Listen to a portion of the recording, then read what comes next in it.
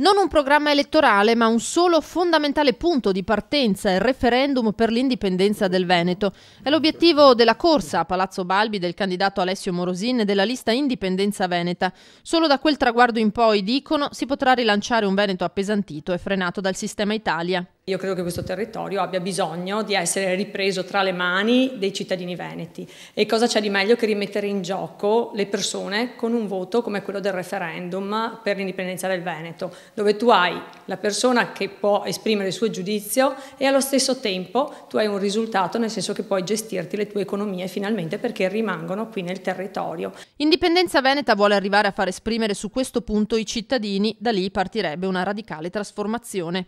Se i veneti si esprimono con il sì, noi sappiamo che il progetto ha una strada ben precisa perché l'hanno fatta altri paesi, 26 in Europa, in modo tra l'altro tutti Pacifico, e quindi la strategia è proprio il fatto che si fa direttamente con il presidente che c'è in carico alla regione una dichiarazione unilaterale e quindi sono gli stati esteri che poi ti danno il riconoscimento.